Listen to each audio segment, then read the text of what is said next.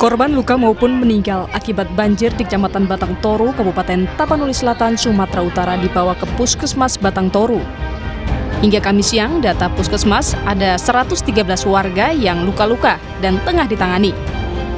Puskesmas kekurangan pasokan obat-obatan akibat akses ke wilayah ini terhalang longsor. Yang meninggal 17, yang luka 113. Oke, Bu. Satu listrik, satu. Yang kedua obat-obatan buat apa juga kami kewalahan. Cuma pasien-pasien yang tertangani di sini kami sudah koordinasi dengan dinas, kami oper ke rumah sakit Bayangkara.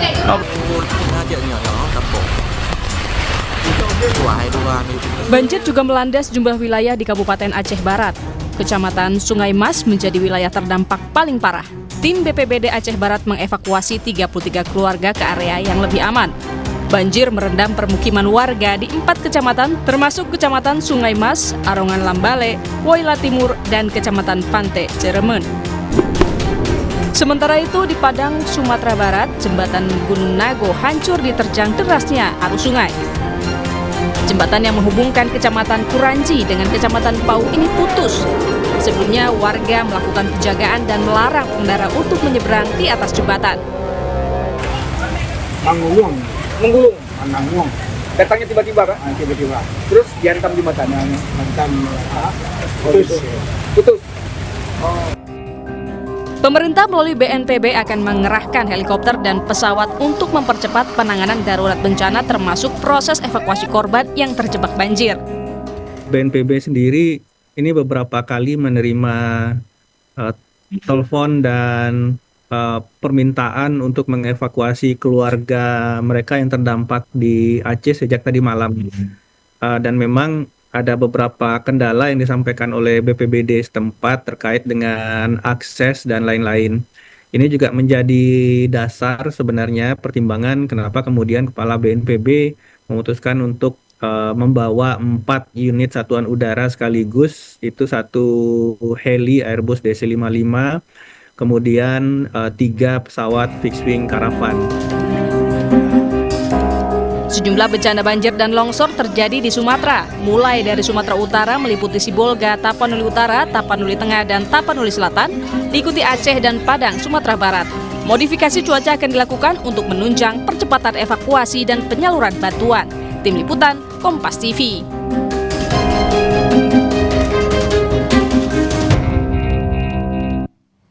Dan untuk mengetahui kondisi terkini banjir dan longsor yang melanda sejumlah provinsi di Pulau Sumatera, kita bergabung dengan jurnalis Kompas TV, Rizka Devi di Aceh, Emir Syah Purba di Medan, Sumatera Utara. Saya ke Rizka terlebih dahulu. Rizka, seperti apa kondisi terkini di Aceh? Ada berapa desa yang terdampak banjir? Ya, benar sekali, Cindy. Ini usai hujan deras yang mengguyur Aceh selama 3 hari terakhir ini menyebabkan hampir seluruh wilayah Aceh ini tergenang banjir, dampak banjir. Seperti pada saat saya melaporkan ini, saya melaporkan langsung dari Kota Banda Aceh, di mana ini merupakan salah satu rumah warga yang ikut tergenang banjir, dan juga ketinggian banjir ini berkisar antara 30 cm sampai dengan 50 cm, dan ini kalau bisa dilihat memang sudah mulai surut.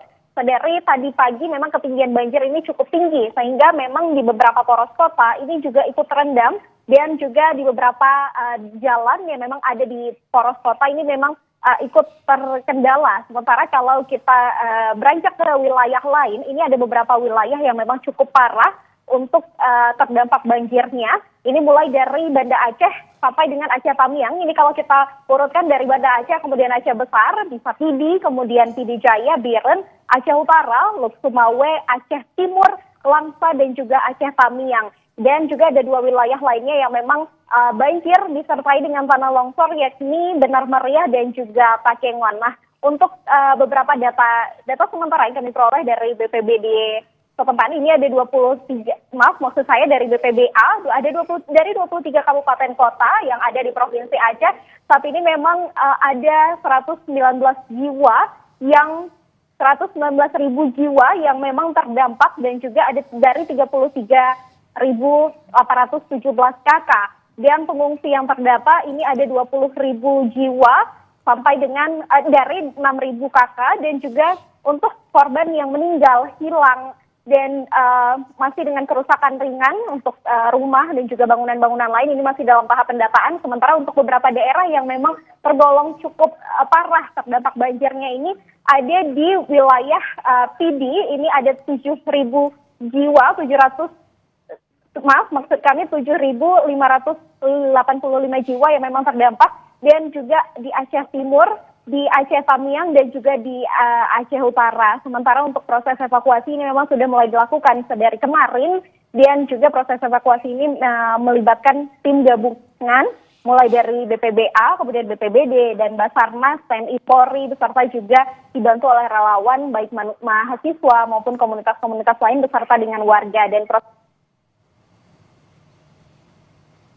Dan juga kita akan update informasi terbaru terkait dengan perkembangan banjir di Aceh. Cindy. Baik, terima kasih Rizka. Dari Aceh kita sekarang bergeser ke Emir Syah di Medan, Sumatera Utara, Saudara. Emir, apakah warga terdampak sudah dapat ditangani? Ada berapa rumah warga yang mengalami kerusakan?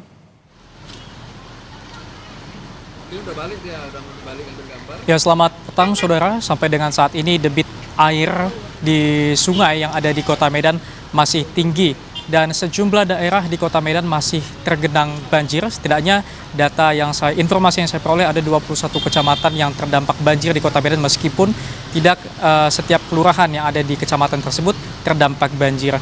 Dan seperti di belakang saya Saudara, ini merupakan salah satu sungai yang ada di Kota Medan. Ini merupakan aliran Sungai Deli yang di seberangnya dapat Anda lihat adalah kawasan penduduk bernama Kampung Aur yang berada di Kecamatan Medan Maimun. Di sini Saudara, saya informasikan ada sekitar 100-an kepala keluarga yang terdampak akibat banjir ini. Memang Kampung Aur ini merupakan salah satu yang terparah yang terdampak banjir di Kota Medan karena memang letaknya berada persis di samping Sungai Deli. Dan untuk warga yang berada di Kampung Aur ini sendiri Saudara sudah dievakuasi tadinya, begitu juga dengan posko pengungsian yang telah didirikan oleh BPBD dan juga dapur-dapur umum yang telah disediakan untuk mengurangi beban para pengungsi.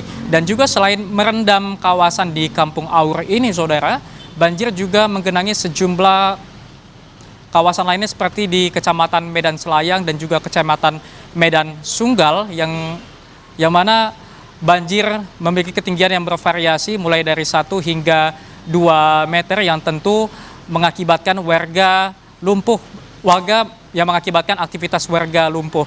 Begitu juga dengan ruas-ruas jalan yang tergenang Saudara, setidaknya ada beberapa ruas jalan nasional yang lumpuh total akibat banjir yang melanda Kota Medan pada hari ini, seperti jalan lintas Medan Binjai, yaitu di Jalan Gatot Subroto, dan juga jalan lintas Medan Tebing Tinggi yang berada di Jalan Sisinga Mangaraja. Informasi tadi juga Saudara, untuk di Jalan Gatot Subroto dikarenakan tingginya banjir yang menggenangi jalan sehingga para pengendara sepeda motor dialihkan untuk masuk ke tol C Semayang untuk nantinya diarahkan keluar ke tol Helvetia karena memang sebagian ruas jalan di kawasan tersebut tidak dapat dilalui oleh pengendara. Dan hingga sampai sore ini Saudara, hujan masih terus mengguyur Kota Medan yang dikhawatirkan akan mengakibatkan debit air sungai yang ada di Kota Medan ini masih terus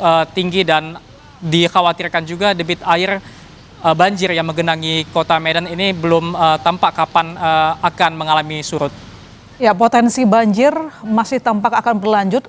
Lantas upaya penanganan yang akan dan sudah dilakukan apa saja, Emir Syah? Singkat saja.